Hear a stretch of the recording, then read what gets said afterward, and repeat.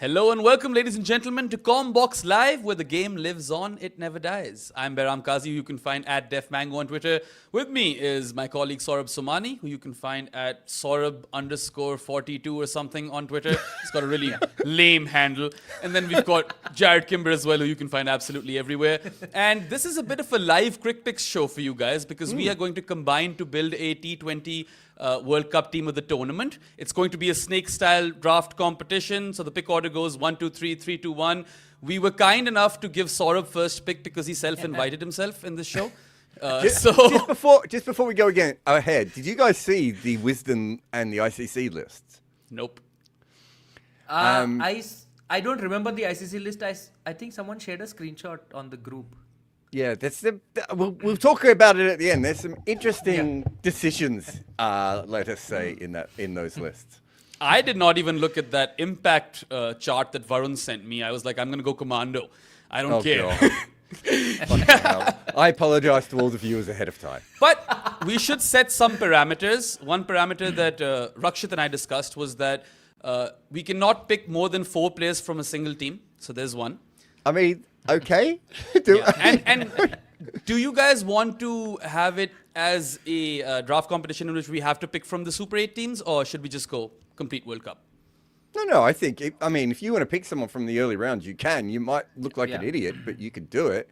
But Baz the leader, my first pick. Put him in. Well, Shadley Van Schalkwyk has a very solid case, right? Even though he didn't progress past the first round. Of one or two others also who might have cases. Well, I suppose let's stop wasting time, and we already know who Saurabh's first pick is, so please do the honors. Jasprit Bumrah. Yeah. Of course. See, at least it's a very, very reasonable first pick, right? Like you could go maybe 1 or 2 ways with the first pick, maybe 3 ways maximum, and he would be one of those. So that has to be my first pick. And I believe he's from India, is he? Yeah. Also, I don't know how many Crick Picks episodes you've caught, Saurabh. We've never done a live one technically before because we've only done like a 2-way thing. But Bumrah is probably one of the most popular first picks on Crick Picks. So very vanilla of you. I just want to point that out. Very cliche. But dude, like, he ends up with 14 wickets in this tournament. He's top wicket taker, sneaks his way to the top. An economy of 6.2 with an average of 12.4. If he does not play these 2 World Cups, T20 World Cups that India have won back-to-back, India probably don't win these competitions. Yeah, I mean, like we see on the screen, his true economy is 3.43, which is like just insane, right? Like that's what he would have conceded according to our advanced metrics. Like that's the equivalent of what he conceded. So, you know what? The thing that got me most angry about the final was his inability to stat pad. Like, he got the 4 wickets. He had 3 balls left at the number 10 or 11 or whatever it was. Just fire in one more Yorker, get the 5th one. You know, and he just didn't do that. Like, that was more annoying than Arshdeep trying to, knock over Daryl Mitchell. Really, yeah. This is you channeling your inner Deepak, who's always picking something to complain about, right? You're that classic brown stereotypical dad who's never happy with their kids' grades, basically. Yeah. I'm setting the template for you, Behram. Well, I mean, look, it wasn't not an obvious first pick because there are lots of performers, but it's not a controversial one either.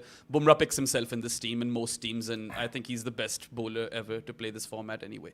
Okay. I'm up next, and I will pick Kerala's finest, Sanju Samson. I think that was also an obvious one. The run he goes on towards the end, 3 knockout games, he scores 97, unbeaten of 50, then 89 of 42, followed by 89 of 46, 226 ball 50s, 133 ball 50. He looked in complete control. In fact, his control percentages for all 3 knocks were 88%, 86%, and then 80%. And he scored 275 runs in 3 knockout games towards the end in 138 deliveries, being dismissed twice. So, I mean, he, for me, was the player of the tournament, deserving player of the tournament. And it's just that he was so aesthetically pleasing, in complete command, looked elegant as fuck. The way he pierces the gaps like a surgeon on the offside, so delightful. Yeah, I think the control percentage is a big one, right? Yeah. I'm not sure we've ever seen anyone be that dominant in terms of strike rate and also just never play a bad shot. I mean, it's ridiculous to go through a tournament the way that he did. So I think these are the first two guys. I think you can, depending on what you like and which order you want to go, you can move them around. But I think these are the obvious first two. There are the stats, true stats for Sanju as well on the screen. True average of 50 and true strike rate of 67. I want to read those out because our audio listeners will not know. And yeah, man, I mean, had Harry Brook not dropped that catch, things might have been different. But what a chain of reaction or chain of events that followed. Brilliant stuff. I mean, if Harry Brook hadn't dropped that catch, I mean, who knows what happens. Also, I love from the here fact, on in. Yeah, I love the fact that both the guys we've picked thus far, they're like really down-to-earth, humble blokes who, stick to their own business, just want to do their job to the best of their abilities. And yeah, grounded folks. I like that about them. Both Talking Bumrah and about Sanju. grounded folks, I'm going to pick Will Jacks and his very subtle haircut as the third pick of this. We started calling him Mini Zulu, right? It's not quite a Lance Klusener tournament, but it has elements of, Lance Klusener in 1999. I think all things considered, we would have to say that England is a fair way off the top two teams. And, I don't know where they compare to New Zealand, but certainly off the top two teams. And Will Jacks is probably the player that made them look better in this tournament. I think he should be a unanimous decision going at this stage for his batting. And he bowled fine. Like, there's a couple of games where he got pumped as well. But considering how good he was with the bat, I just thought he was a fantastic cricketer in this tournament. I don't know if it's changed my idea of Will Jacks, but I do think that at the very least, if England are going to keep putting him into jobs he's not used to, I think this is much better than using him as a test spinner. Yeah, I think of the two jobs that they've tried to force him into, this one worked. He was the perfect stopgap solution, just like proper, bonus cricketer, batting at number 7, bailing England out throughout this tournament, right? Versus Nepal, versus Italy, versus, was it Sri Lanka as well, right? Every single and game took wickets, he pretty much right? turned up. Took wickets. And took wickets. Went for runs, obviously, because he's not a frontline spinner or anything, but it's a really good tournament for anyone to come out of it the way that he did. And I'm not sure there are many players in the world who have, him and Sanju are probably the two that have improved their stock the most, right? Like, as in, we see them differently now than we did before. I mean, Will Jacks not only has improved. Yeah. Yeah. No, I was very impressed that, this is a new role for him and he's excelled at it. It's not as if he has had a lot of practice batting at number 7 or number 6 or something, and he's just come in and just done it. It's opened up a world of possibilities for him, like you think about the IPL that's coming up. Like, you would have had Will Jacks as one of the top 3, 4, but now suddenly Mumbai Indians could potentially use him lower down the order and not mess up their top order like they did last year. It's just, I was very impressed with how he adjusted to the new role. I mean, not only has he kind of elevated his own stocks, but a lot of hydrogen peroxide will be selling out in stores. Everyone will want to go and bleach their hair, look like Will Jacks. I remember, Jarrod, you might have also remembered this. Earlier part of the tournament, we were live, and I was like, if Will Jacks was sitting next to me in an airplane, I wouldn't recognize him. I take that back.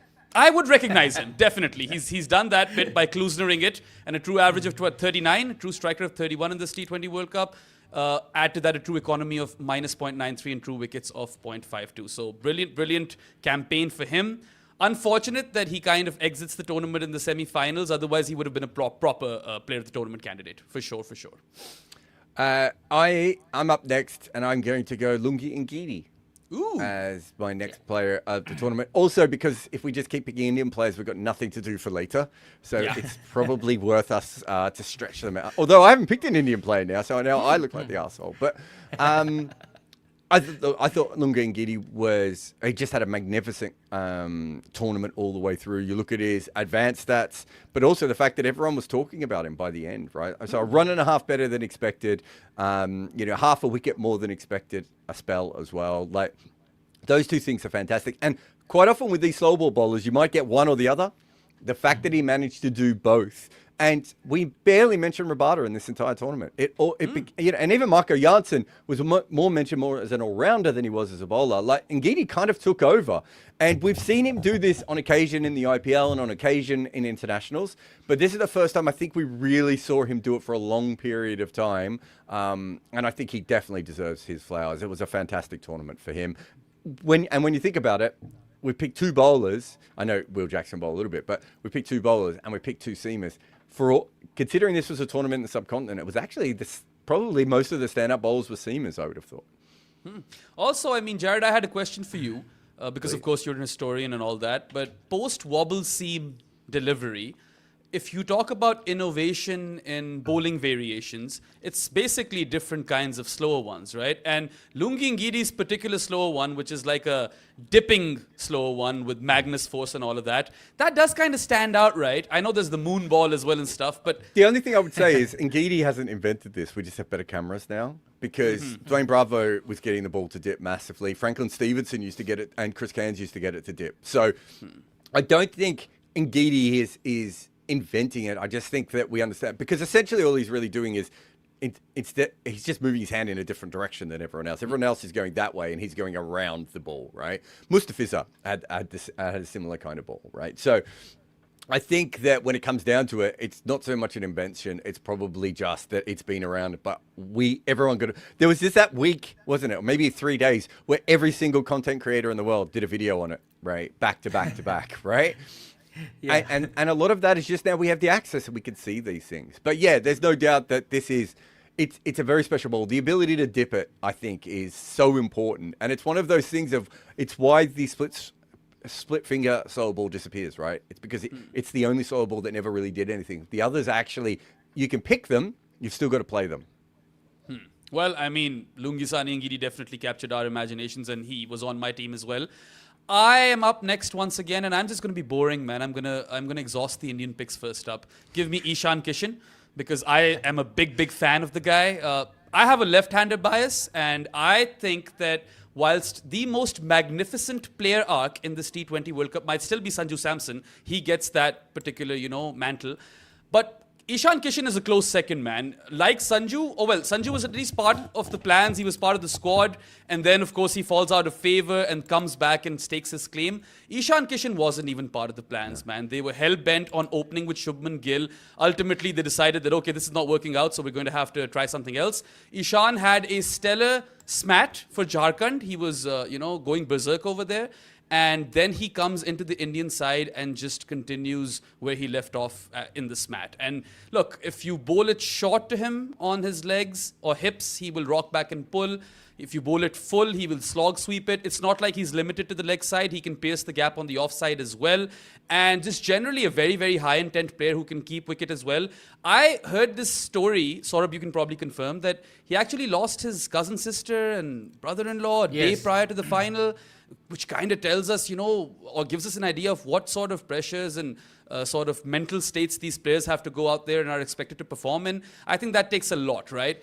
And I generally just love to watch the guy bat. He is a very clean striker of the ball. And I'm happy that he's gotten this interesting arc where he's completely flipped his career around, right? Like, you cannot imagine India taking the field in a T20I now without Ishan Kishan. And I think that is just spectacular, very remarkable. Yeah. No, that's true. He did lose his cousin, sister and brother-in-law in a road accident or something, I believe. But it just, it's remarkable how you can compartmentalize. Like, he was at the boundary line and in a lot of the Indian stadiums, I think this has taken off from the North Stand in Wankhede Stadium, where they're really vocal and, they get engaged with the players. So in a lot of stands, I saw this across venues in India. They were like, whoever was near them fielding near the boundary, they were like saying, this is Hindi, Jarrod, but they were saying, like, let's say if Ishan is there, Ishan ko bowling do. That is, give bowling to Ishan. Or if Tilak Verma was there, Tilak ko bowling do. And he was engaging with the crowd, when they were doing that. Like, he was like, yeah, and he was miming bowling and all that, and he was like, that pointing at Suryakumar Yadav and saying that, yeah, tell him to give me bowling. So while all this has happened on the previous day, he was able to sort of just put it aside and then come. I think, you need a certain kind of mentality to be able to compartmentalize like that, and maybe that's what you need as an elite athlete. And I mean, how good was he riding the boundary, right? We talk about his explosive half century in the final, but he was brilliant in the field. And then, Sanju might be the highest run scorer for India with 321 runs. But Ishan Kishan was very close to him over there as well, 317 runs in the campaign. So, yeah, I mean, I thoroughly enjoyed watching him bat. And I feel like, given the fact that he's got his best years ahead of him, we might see him peak now in the next couple of years. He's already peaking. Yeah. I mean, we did a piece on it, and I think that's the interesting thing for us is he's basically gone from struggling to peaking in a heartbeat, and very few players do that. So it'd be fascinating to see where he goes from here. And it gave them an Abhishek when they didn't have an Abhishek, right? I mean, that's the really important thing for India. Both Sanju and Ishan do that, right? At different times, they do Abhishek's job for him. Okay, Saurabh. Pressure's on. Where are you going? I mean, the first pick is fairly straightforward. After that, I'll have to think. But first, I'll go for Shimron Hetmyer. Nice. I mean, I know he batted 3 a lot, but we'll just put him at 4 here because that's where he fits better in this 11. Hetmyer also, of course. I mean, if you remember that quasi quarterfinal, the Super 8 match against India, he thought he was not out. And the DRS showed a small spike when the ball passed his bat, so he was given out, caught behind. But he thought he was not out, and he was smacking it. So who knows how that could have gone, if not for that small spike. And a true average of 9, true strike rate of 44. That's really, really impressive. Striking at 44, more than expected of the guys. It's fascinating because when I first saw him, he was playing for Guyana, I think, back in the CPL, and he was batting at first drop and smashing hundreds. And I remember doing analysis maybe on one of his first hundreds, I think, in the CPL, because we played him like a game or two later, and me and Karen Pollard going through his strengths and his weaknesses and everything. And at that stage, I thought he would always be a top order player, and he ended up has been pushed further and further down. But yeah, I had him at number 4 as well. Just so you know, in the World Cup team, it's the ICC's team, they had Aiden Markram at number 4, who's an opening batter. Who's an opening batter who didn't even bat at 3. So at least we're closer to picking someone who actually batted at 4. Yeah. Also, amongst all the spin bashes that we saw in this T20 World Cup, for me, Shimron Hetmyer really stands out, man. The way he took down Varun Chakravarti especially as well. And throughout the tournament, he would just unleash himself onto spinners, and he hits the ball a long way. Like, it goes into row Z, right? So it was really, really delightful to watch him do his thing. I remember he made a big score against England. I can't remember if it was a test match or an ODI, but and he kept hitting the ball out of Kensington Oval. And I remember we were commentating and we just had to crane our heads over and be like, well, that one's gone. He has a lot more power than you probably, like him and Puran are not as big as some of the other guys that came before them, but they seem to hit the ball just as hard. Yeah. Also, I mean, his physique is not that of an athlete, but he can really do athletic things. Well, right? Okay. This is what, oh my God, an average of 150 at a strike rate of 238 versus spin in this World Cup. Wow. He actually has more of a physique of a baseball hitter, right? Like a first baseman or a catcher.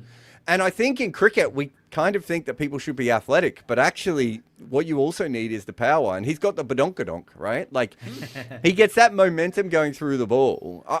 I honestly, I've said this for a long time. I think he's one of the big lost talents because I think he could have averaged mid-40s in Test cricket as well. I know he has issues with his temperamentality at times and issues with authority and all these sorts of things, but he really is such a phenomenal batter and so skillful. It's a shame that I don't think we've always seen him, even in the IPL, maximised. Yeah. I mean, the look and feel of Shimron Hetmyer is that of a left-handed Umar Akmal at times. He's got the same smile. Why would you insult the man? I don't even understand. No. Anyway. There's no Umar Akmal about him. I see it, man. Not in his batting, but everything else. Saurabh, stop trying to stop us from making your next pick. Okay, next pick. Okay, I'll go Sikandar Raza.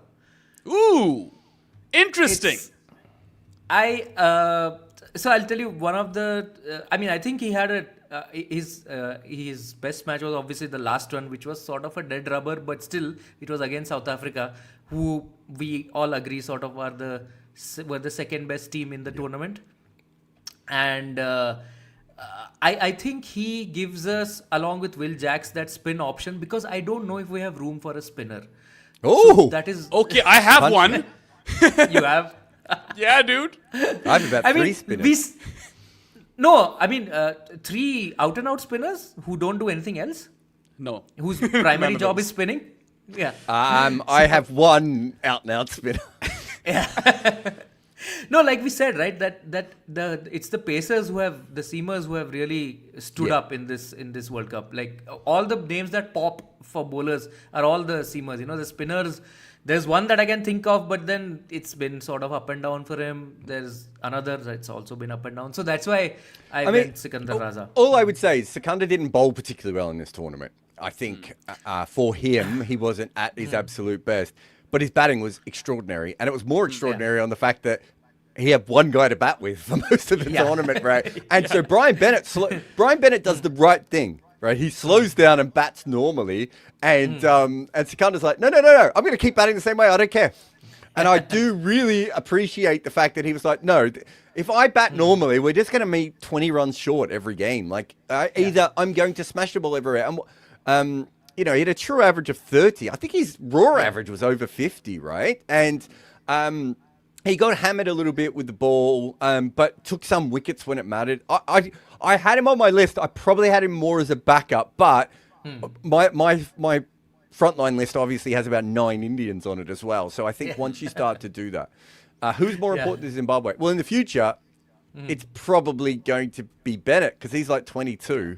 Yep. Sikandar's 48. And Muzir Rabbani is also close to 30. 29? Yes. 29. Yeah. I wouldn't have thought Blessing had been overbowled, though, so hopefully they get a few more years out of him. You know, in the next 5 years, the most important cricketer is Blessing. But in the future, it's definitely Bryant. Yeah, I would agree because Brian Bennett, you know, his ceiling is really high, and Sikandar Raza is towards the tail end of his career, and Muzir Rabbani is also they do fast actually bowler. find bowlers. Like they have been finding bowlers for a long period of time. It is when was the last above average batter that they actually produced before Brian Bennett? Like it's been a long time since they've had anyone, especially anyone dynamic. They're very good at Hamilton? finding. Probably. And was he above average? I mean, I don't know. would I he don't think would he he was go above into a average. normal international team? Yeah. I don't think he would have. Would he? Yeah. That's what No, I mean. probably not. You know, they've got Brendan Taylor. They've got some players who can play, but are these guys who would slip into other teams? Whereas with Brian Bennett, like, Brendan Taylor might have had a case to slip into other teams. Some of them, maybe not. As a backup, maybe occasionally. Okay. Okay, Varun is banned. Yeah. Mentioning prospect would say even Varun on is the taking screen. the piss. But look, Sikandar's campaign was topsy-turvy. I had him as a good candidate for 12th, but that last game versus South Africa, he was the best bowler, took 3 for 29, and all 3 wickets were different. On one occasion, he Erasmused it with the slingy arm action, an off-spinner wicket, and then a knuckleball wicket. So 3 for 29, and then he scored 73 or 43 versus the second-best team in the competition. So I think... But he had some good batting. good shout. It's worth saying it's not just that. He did have some good batting all the way through the tournament. And as I said before, it was a combination of the fact that he made some really quick runs and didn't go out. Like, he really... I think if you could pick unlimited Indians, he probably doesn't quite make this side. But once you have to put the limit on Indians, I think Sikandar is a very good shout. Yeah, no, I agree. And I just love the man anyway, so got no issues. Okay. Man, I am going to pick that spinner, Saurabh. So we'll be done with our spinners, I assume, after this. Give me the New Zealander. You guys are probably sweating right now that I'll pick McConkey or Ravindra, aren't you? But no, I'll go with Santner. I think Santner had a really good campaign. You're going Santner over Usman Tariq Yes. and Akshar Patel. Well, I think Santner also gives you a lot with the bat, and he did give New Zealand that one game versus Sri Lanka where he goes berserk, right? He rescues them from being 84 for 6, and then ultimately New Zealand end up winning that game by 60-odd runs. And with the ball, correct me if I'm wrong, Varun, you're on the stats and everything, but my knowledge of Santner's campaign is brilliant defensive bowling such that he goes over 30 runs or 30 and above just twice in this entire campaign. So he's got a true average of 20 with the bat, which is really, really good. Just slightly minus on strike rate, but not terrible. The final might have ruined his true strike rate, right? Because he was just hanging around. True economy, so 2 runs better than expected, but isn't taking any wickets at all. I mean, look, obviously it's hard to get. I actually did have a bunch of specialist spinners. Really? Tikshana had a great tournament, and no one remembers it. Right? Yeah. No one hit Tikshana all tournament long. I'd be interested to know if he had a better record than on true economy than even Santner did. But he can't bat, so I give you that. I think Usman Tariq was a better bowler as well. And I think Akshar Patel does everything that Mitch Santner does, but gives you probably slightly more flexibility with the bat. Although he didn't this tournament, I don't think he even passed 20 in this tournament. Thing is that I didn't want a bit of batting. He didn't have to. He didn't get much opportunity to bat. I agree about Theekshana. I think he was spectacular. The only one bad game he has is the one bad game he has is versus Zimbabwe. He's not that much better. To be fair, maybe on wickets he would have obviously done a little bit better. I think he takes 10 or 11 wickets. But not only can Theekshana not bat, he can't field for shit either. And to be fair, Santner can do all of those things. I'd let you guys know that the Wisden team did have Rachin Ravindra in it. Okay. And I was just when I was looking at the numbers for the spinners, I saw actually Rachin, just by numbers, he has had a good tournament. But you can't pick a serious team with Rachin Ravindra as your spinner. I could get better though. The ICC team had Adil Rashid in it. What? Who I don't think is in my top 5 spinners from this tournament. He had a and I love Adil Rashid. World Cup. Adil Rashid had one good game versus the West Indies where he takes 2 for 16. No, he actually had a couple of good games. I think he had a good game against Sri Lanka also, I think. So Saurabh, but I had a look at the advanced numbers, and Jimenez's numbers have him as the 80th best bowler in the tournament. Now, okay, that's impact, that's one metric, and as you said, there was a couple of times. But I just don't think he had any. I think Jimenez's stats are probably telling you that the games that are ahead in, he did well, but they were already ahead in. And the games when they were struggling, he probably didn't pull them back into. Whereas Akshar's, I think Akshar had like the 4th or 5th best impact rating, right? I don't know how you get Akshar in because there's so many other Indian players that you need to fit in. That's the thing, right? I was factoring that in because there is one other Indian who I really think deserves to be in this team. Let's see if anyone picks him. Okay, so there's quite a few other Indians, but there's one in particular, but I might be biased over there. Okay, I know which one you're talking about. We have room for 2 more, right? We have picked only Bumrah. We've got 3, buddy. Bumrah, Ishan, and Sanju. So there's room for one more Indian in this team. There's only room for 1 more. Okay, yeah, that is true. Okay, no, that's fine. I think that makes it pretty easy though. I think at 5, I pick Hardik Pandya. Okay. Not the guy I was thinking about. Okay, yeah. I know you were thinking of Shivam Dube, right? Yeah, absolutely. And there's a fun super chat on Shivam Dube if you could bring that up. Yes. Because this is the only time you can. I had Shivam Dube in my side beforehand, but once you put the limit on the 4 players, I think I have to pick Hardik because he could legitimately bowl. And Shivam Dube's bowling is hilarious. When we looked up the true stats of his bowling, it's very funny. But you read this one out and then I'll... Yeah. So Blue Eagle sent this super chat prior to the start of the show. He asks, is Akshar amongst the 5 best white ball all-rounders? Also, is there a chance that Dube is legitimately good and not just the Evan Galbis of India? Dube is a spin basher. That's his USP. He bashes spin in the middle overs. Evan Galbis was someone who, averaged 20 with the bat and 40 with the ball, Jarrod? Yeah, Evan Galbis is a very different kind of player comp in many ways. Insurance. Evan Galbis is pure insurance. Yeah, you're having him there if for the team that makes sense. So you have a little bit of extra bowling and a little bit of extra batting, and you hope that your genuine all-rounders do the job for you. I think Shivam Dube's big thing, we talked about it yesterday, is the gravitational pull. Right, it's the now we have to call it the Liam Dawson effect, right? Liam Dawson bowls 1 over. Now, England have been waiting 15 years to use Liam Dawson in a World Cup. He finally has a decent World Cup. They get him into a position in the World Cup semi-final, and because of Shivam Dube, he bowls 1 over.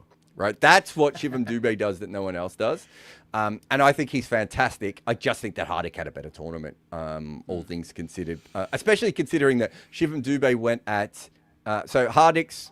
Well, we've lost his true average there, Varun, but true strike rate of +5, true economy he's on plus. Both true average and true strike rate of 5. That's what he's saying. Oh, okay, gotcha. Right. So he's above par in 3 of the 4 metrics, and the true wickets for a 5th bowler, I would say he's above par as well. So I think that's a really fantastic tournament at different times. And he showed some great death bowling skills, like he wasn't... And new ball bowling against Pakistan, and new ball, right? Yeah. Well, I mean, Hardik could bowl to Pakistan in his sleep at this point. Well, that is also... Maybe that doesn't count. Maybe, but I thought he had a really good tournament, all things considered, and a couple of important ones. So can we just read this out? So Shivam Dubé went at 3.86 runs and over, more than expected. And I still think that's the friendliest stat you could find on his bowling. Yep. I mean, he was Trent level 84. There were sometimes when he came on to bowl where I was like, the expected runs here is 22. Right? It's literally, you cannot make it any higher. Like, I don't even know how when he comes on the ball and over, what do the poor bookmakers have to do? They must be like, do we put it at 30? And then he's also likely to get 2 wickets in that over, right?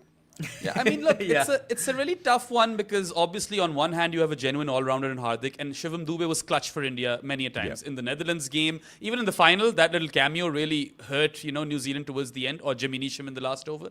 But Hardik's bowling performance versus England is very underrated in the semi. That 2 for 38 is worth a lot more. He was brilliant. Yeah. So I'm fine with your pick, even though I'm kind of upset that Dube will miss out. But All right. Hardik's batting, did you feel like, it was very up and down. Like he had a few matches like the England semi-final where he's hit some 27 of 10, 11, 12 balls, whatever. He was dropped. And then dropped on 13. He was, yeah. But then he has the final where he's barely above a run a ball. I just think the final was probably more to do with that ball just went soft because everyone was struggling that's until also there. Yeah. Shivam was there at the end. So, I mean, the fact that Tilak was doing the same thing at the other end, I'm not going to mark him down for that. But I thought a couple of times, I thought he batted really, really well. And is he the best fifth bowler in the tournament? I suppose Marco is probably, if you want Marco Janssen. Although Corbin Bosch is probably their fifth bowler. And I'd still rather have Hardik than Corbin Bosch, I think, to bowl for me. Certainly to bat. But so I think he's probably the best fifth bowler in the tournament, unless, he'd be up there with maybe Sikandar, right? Or Raja Ravindra in this particular tournament. So I just think he gives you such a... so many different options as well, because we know he can even go up the order if he has to and bat at number 4 and knock the ball around. And then he can be moved all the way down to number 7. So now I'm just saying things because I don't know who to pick next. Well, you're lucky because we've got a super chat pertinent to Hardik Pandya. So we can just take that whilst you think. Prudvi asks, with India's tactics of batting till 8, who's the more important one for their success? Bumrah or Hardik? Hardik is an excellent fifth bowler, whereas Bumrah just gives 4 overs whenever you want. Bumrah has no relation to the batting till 8 thing. He's Bumrah. No, he does. He does. Oh, he because does? you can only get away with batting till 8 if you're almost 100% sure that you're... And they still had the problem with Varun Chakravarti and even Arshdeep, who could be up and down, right? So having one guy who you just take the 4 overs out of, right? And he's always going to bowl out his overs. They're 98% of the time going to work for you as a team. I think it does make sense. But I personally said that, feel Hardik that is really important too. The combination of Hardik and Akshar, that's what allows India to so successfully pull off 8-3 because those are 2 players who are full-time batters and full-time bowlers. That's 4 players packaged into 2. Yeah, but that's still 2 guys, isn't it? Do you know what I mean? Like that, it's still a little bit different with Bumrah on his own. I think it's the combination of also Varun, Kuldeep, Arshdeep, and Bumrah. Also, you could say play a part because they know if they have 3 bowlers in. If you go back to when they were struggling before, it was because their bowlers couldn't take any wickets for them and they had all these defensive options available, right? Which meant that they had to outscore every other team by about 20 or 30 runs to be safe in any particular game. Bumrah takes that away, right? Because he's going to take wickets and he's not going to go for any runs. Like who would India be more hurt by? Whose absence would India be more hurt by? If Hardik is not there in the team, can they cover for him? If Bumrah is not there in the team, how will they cover for him? I think Bumrah will leave a bigger hole. Yes, but covering for Hardik is exceptionally difficult. We've seen India struggle when he's not around. 100%. Absolutely. Yeah. It is. But just in terms of the bigger hole, I think Bumrah will leave the bigger hole.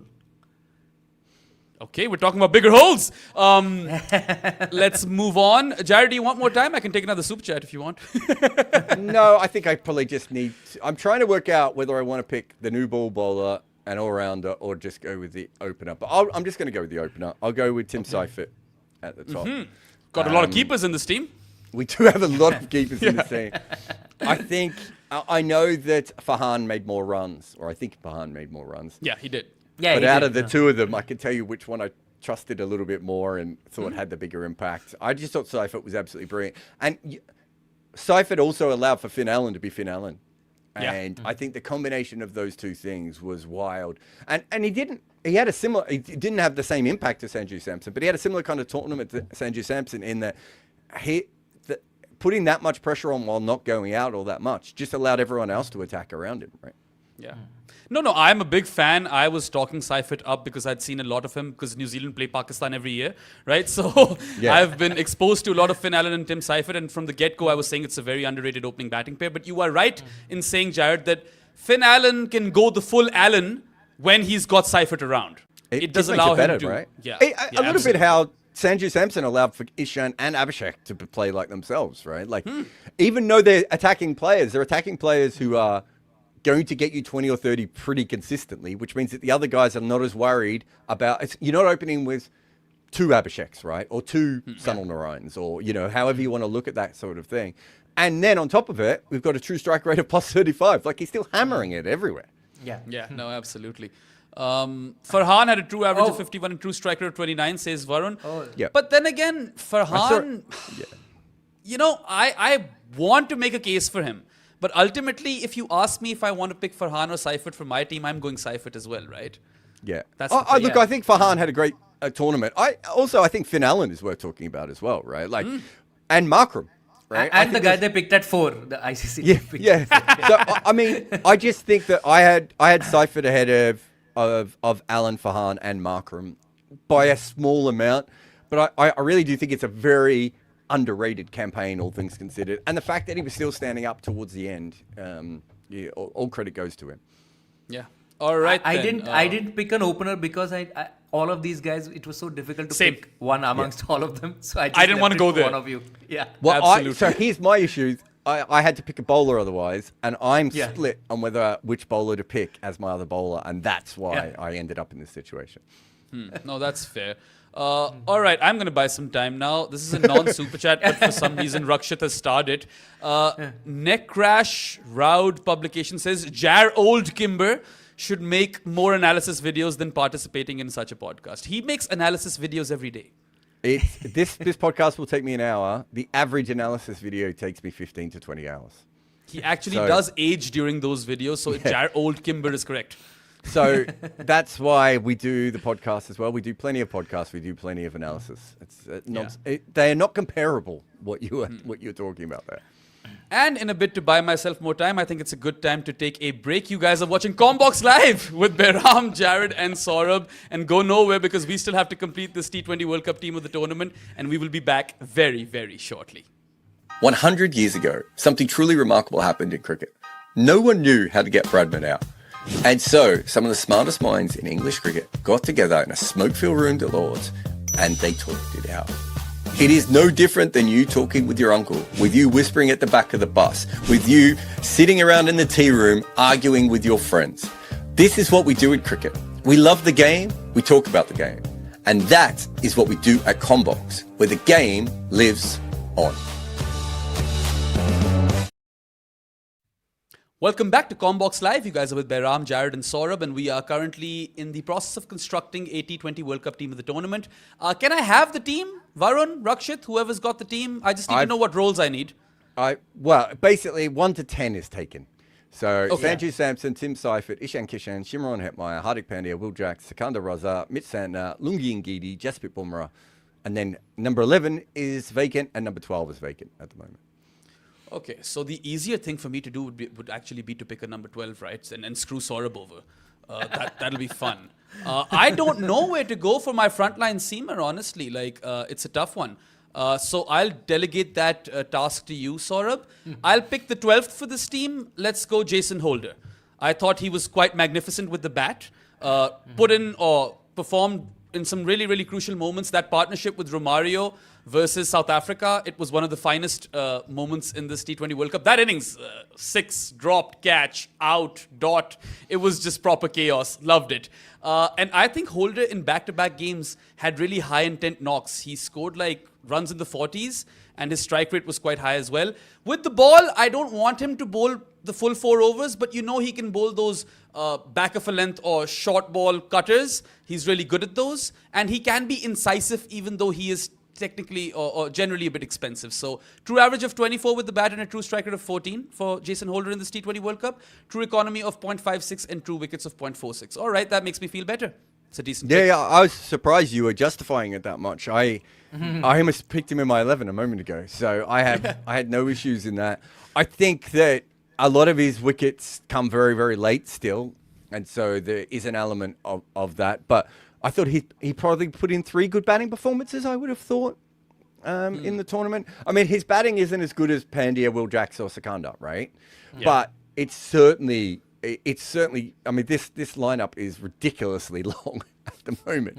So, you know, even with him at 12th, I think it gives you a lot of flexibility. The reason I didn't pick him is partly just because I think that you probably need a new ball bowler in this lineup. Yeah. That's where I didn't want to go. So Yeah, here we go. so Saurabh? I just want to give an honorary mention to Ben Manenti. I think he could have been a fun pick in this. He had a couple of really entertaining knocks. He properly walloped England. I was there at that game actually. It was great fun to watch him hit out and make the whole thing look a lot closer than it eventually was. Ben but Menendez yeah. is my spirit animal, if you do not know. So I don't know if you know this joke or not, but I've told Jarrod this joke. So at some point during this T20 World Cup, there was a tweet which said that I want to grow up to be Sharda Ugra. And I quote tweeted it saying that I want to grow up to be Sharda Ugra in Ben Menendez's body. That's just how much I love the guy. That's I don't know how Sharda Ugra would feel about that, by the way. yeah. I don't know how Ben Menendez would feel about that. We can at least let Sharda know it was a compliment. So It's a compliment. yeah. Okay. So a new ball bowler, I'll go Blessing. Blessing Muzerbani. I mean for a few runs in the Super 8s. he did, but I put that also down to, the attack he was in. Like, let's say in the India match, his first 2 overs actually went for only 11. He came back after the rest of the attack was being thumped all over, and there's not much you can do with batsmen so set on a flat pitch, and it's India. So he ended up going for more runs in his next 2 overs. So I think in a better attack he would be a lot more effective. Mate, against India, they should have just bowled him up front. I had this argument with Robbie, and Robbie's like, no, what are they going to do at the death? I said, it doesn't matter. If you get to the death, right, he's going to get pumped as much as anyone else is going to get pumped, whereas his only value to you is if he gets new ball wickets, and otherwise you just punt on the game and you forget about it. Yeah. But these numbers are good, right? Like a true economy of 1.36. Considering he's not a good death bowler, I think that number's held up pretty well for him. And almost a full wicket per game, 3/4 of a wicket per game, more than expected.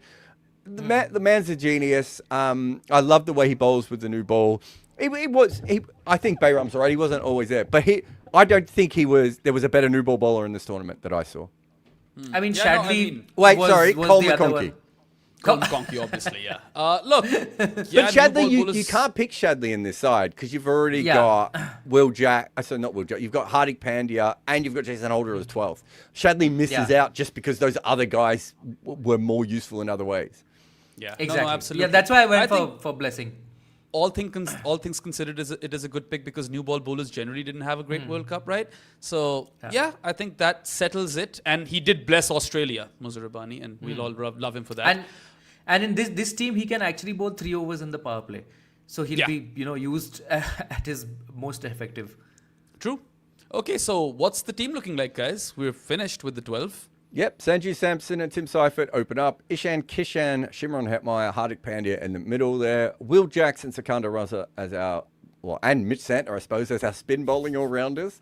Lungi and Gidi, Jasprit Bumrah, Blessing Muzerbani with the new ball, Jason Holder as our 12th. I'll just read out I've only got the 11 here for some reason, but I've got the 11 of the ICC. I don't know if they did a 12th, or I just forgot to cut to get the last name. But they went with Farhan as their opener with Samson. They then had Ishan Kishan at 3, Aiden Markram at 4, Hardik Pandya at 5, Will Jacks at 6, Jason Holder at 7, Jasprit Bumrah, Lungi and Gidi, Adil Rashid. Okay. And Blessing Muzerbani at 11 there. So I think we picked probably the better side compared to that, just based on... We can run world cricket. Yeah. So wait. And maybe we can. Do we need Hardik bowling in this team? Because that would have made sense. It would have made sense to go with Dubey then. No. Well, I wasn't sure we were going to have Blessing. Fair. I still like it because then you use Jasprit and Lungi in the 4th, 5th, and 6th overs, right? Or the 4th and 5th and 6th overs. You can even keep Lungi back for the middle overs and use him when people are trying to chip him around. So I don't mind that. But yeah, did we need him? No, you could fit Shivam Dubey in there as well. You can fit Akshar Patel in there as well, by the way. Yeah. I didn't want to pick Akshar. I would have picked him ahead of Santner, but it was just the quota thing, right? We couldn't pick more than 4 Indians in this team. The quota thing that you came up with that you didn't even the quota thing that Rakshit came up with, I thought arbitrarily 4 was a good limit. Okay? 1/3 of the team. Anyway, let's take the super chats and go on with our lives, right? We've got Andy B 2021 who says many pundits are hailing Bumrah as the greatest all-format seamer. He doesn't have the career value, but does have the best peak. Who are the contenders? Saurabh, I mean, when it comes to peaks, maybe Wakar's peak can be compared to Bumrah. Definitely. I guess. Yeah. Wakar's test peak for sure. I have, for a strange reason, which I'm just realizing now, I haven't really tracked how his ODI peak was. But his test peak definitely, maybe because he missed the 92 World Cup. So his ODI numbers, you sort of forget about. But his test peak, Wakar's test peak, would surely be compared to Bumrah's. I think a lot of bowlers' peaks could be compared. But, I don't know. He doesn't have the career value. I mean, he does, right? He's got close to 250 test wickets. He's the best T20 bowler of all time. He's up there as, he would be a good shout to form an attack in an all-time ODI 11. So I don't know why. Bumrah's weakest format, according to the numbers, is ODIs. And he's taking wickets at less than 24 apiece in ODIs as well. So, I mean, Jarrod scolded me the other day when I said Bumrah is the only correct answer for greatest all-format bowler ever. But my logic was that because he's played T20s and he's the greatest T20 bowler. But that's where the logic is flawed, right? Because then that means you can only be a great if you've played in all 3 of the formats, right? Whereas Glenn McGrath and Joel Garner both have, or Glenn McGrath has an argument to be the best bowler in Test cricket of all time and the best bowler in ODI cricket of all time. And you're saying, well, he can't be an all-format player. Right, Viv Richards in your margins can't be an all-format player, as if Viv Richards wouldn't have crushed the crap out of T20 cricket. Right, you don't have to crucify me 2 podcasts in a row, man. No, but my point it's okay. I think that's a different argument. What you're saying, right? I think that you're actually falling on the wrong side of this, because if your argument is that, then obviously Bumrah is the greatest all-format, because that takes Garner and McGrath out of it, right? And wasn't Akram out of it. Yeah, those are the 3 names that really come to mind, right? Who could potentially challenge Garner, Waz, and McGrath. Hadley, was he good in ODIs? I don't know. He's a very good player, and I think he's just a slight step back. And you can make the same claim for Garner. It depends on how high you have Garner up in Test cricket. I mean, realistically, I could make a claim that he's top 5 of all time in Test cricket. Whether everyone else would is a different thing. But Garner did everything from first change, which is just remarkable when you look at his bowling average, right? But I think I think Hadley's probably just a slight step back. Wakar, with his entire career, takes a slight step back. But peak Wakar, I've compared him to peak Bumrah before. They're actually very similar. Wakar's peak is one of the most devastating. It's probably the most devastating we've seen any bowler, including Bumrah, outside of Sid Barnes, right? And Sid Barnes is a completely different kind of thing there. So Wakar was incredible. But I'm with you. I don't have any problem with Bumrah being in the conversation already. I think he's taken more than enough wickets in more than enough formats to go into it. I mean, he's the only bowler to take over 200 wickets at a sub-20 average, right? So does have that. Yeah. Now, Saurabh obviously is praying to God every day that he maintains that. That's his mission in life. He just has to get to 300.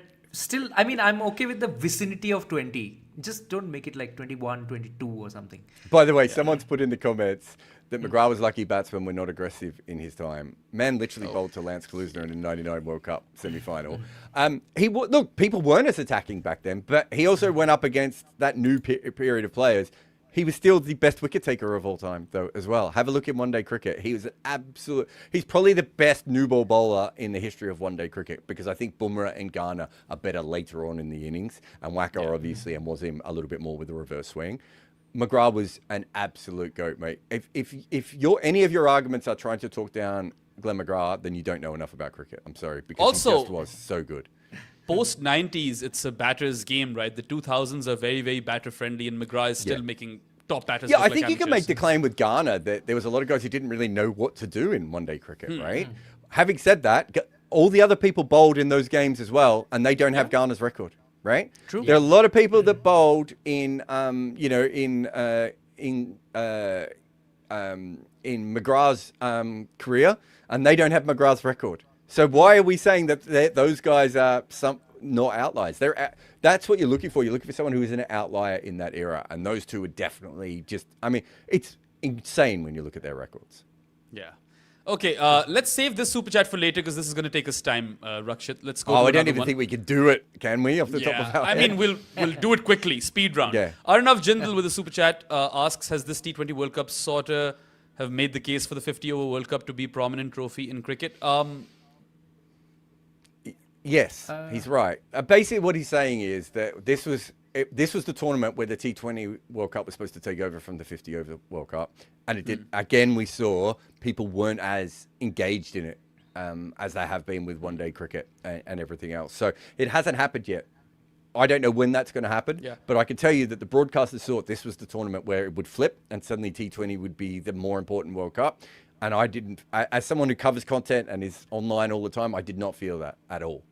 Yeah, I feel like guys who are our age or closer in that age range do feel like the ODI World Cup still holds a lot more prestige, but maybe that changes in 20 years, right? It probably will. No, 20 years. But what I'm saying is it was already supposed to have flipped, right? And it hasn't flipped. And one of the reasons is we play them every 2 years. Another one is that casual fans still don't engage in it in the same way they do. It doesn't have the Olympics prestige of being once every 4 years, and it just doesn't. I was talking to a big cricket fan the other day, and he said, "Oh, what have you been up to?" And I said, "Oh, I'm doing the T20 World Cup." And he's like, "Oh yeah, I forgot that was on now." Like, I just don't think that happens with a 50-over tournament. I just don't think that, and I'm talking about like a guy who follows cricket. I just don't think that's a possible thing to happen with the 50 overs. And until that happens universally, I think you're still in a position where the 50 overs is bigger. Yeah, It's still the most important trophy. Yeah, 50 overs. Yeah, it's probably not Medanob, it's Medanob. I'm sorry, man. If this is your name and I've butchered it, I apologize. He says, what does this tournament mean for T20Is in the future? Is there a closing gap between middle powers and aspirants? Is cricket finally a team sport? It's funny how the associates really pushed the full members hard, but they couldn't win a single game. But then again, they made a case of how they deserve more exposure. Similarly, or not so similarly, in fact, in stark contrast to that, India was a few notches above the rest. So it's like a tiered system in terms of quality. But the middle powers are a bit closer to the aspirants now, I will say this. Yeah, I just think that a lot of these teams don't play Test cricket, these associate teams, and don't play a lot of first-class cricket, right? So they're only playing white ball cricket. A lot of their players are now playing in franchise leagues and everything as well. And, what Bob Woolmer and Richard Doan did to get associate cricket to the level, I mean, they should both be given, it's ridiculous that the ICC hasn't made some sort of Woolmer-Doan award for World Cups, because they've changed our sport forever, those two guys, by making helping the associates get to this level.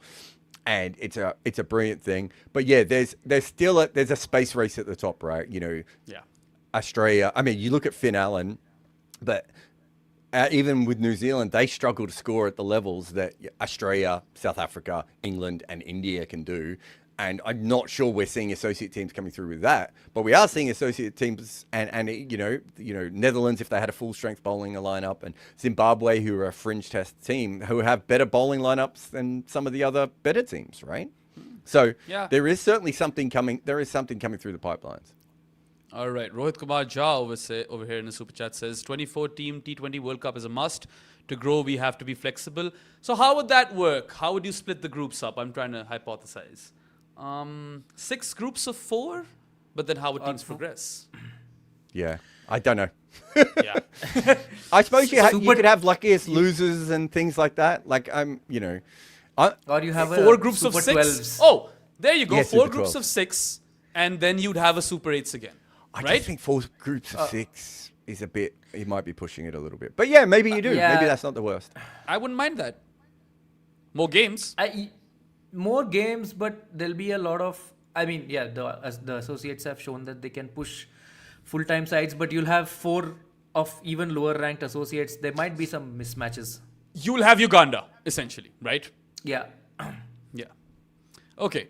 That guy with M has a rest of the world 11, and it's Finn Allen, Brian Bennett / Tim Seifert, Hetmeyer, Harry Brooks, Sikandar Raza, Jason Holder, Will Jacks, Marco Janssen, Blessing Muzarabani, Mitch Santner, and Ngidi. He's asking for our thoughts. Which ground is their best chance versus India? This team is a little flawed, isn't it? Brooke, Who's Raza. bowling at the death, buddy?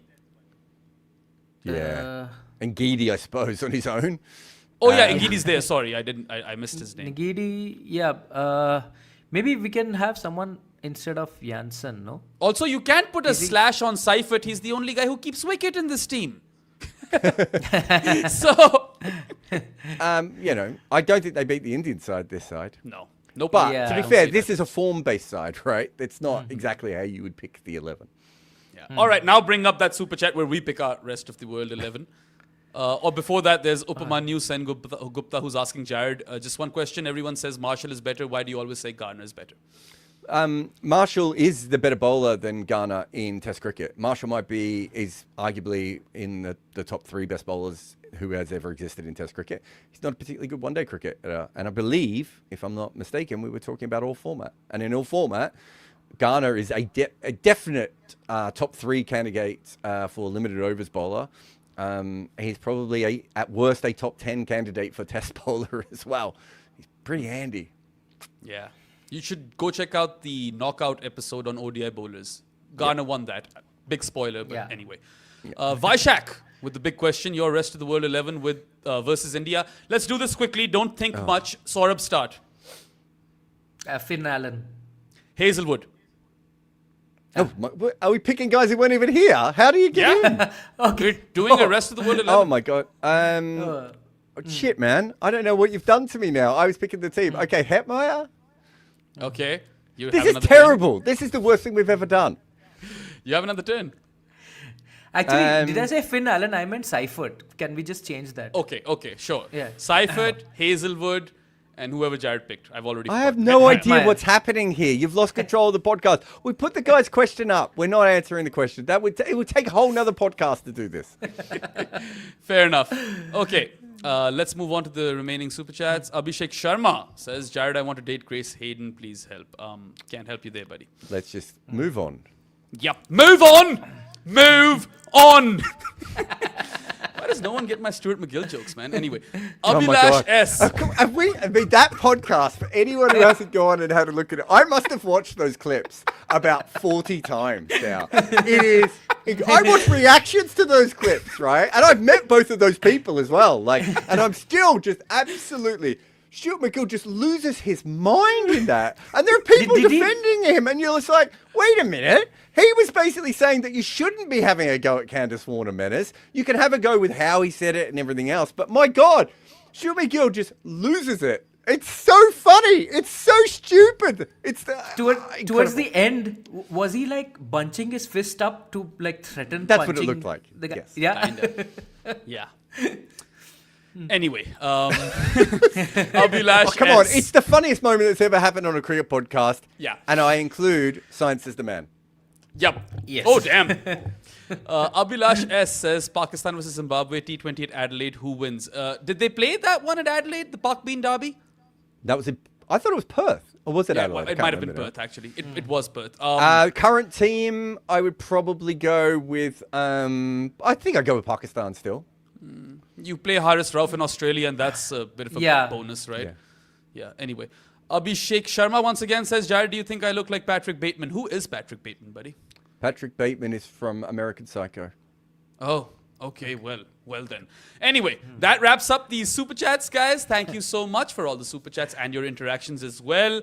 And thank you for being a part of all of our coverage for the T20 World Cup. This is officially the final video. This is it. This is the final video. Yeah, for the next we one. will obviously be getting you more content tomorrow. There'll be a wagon wheel and so on and so forth. Quick picks will be back. Footmarks will be back. But massive thanks to all of you who made these videos a success. We had a lot of fun doing them, and Can I thank Ishit as well? Because yesterday, I actually didn't. I don't think I've actually thanked Saurabh as well or Estelle, but everyone in the team, including Estelle, Ishit, and Saurabh, and anyone else I've forgotten from our team, it means I don't like them.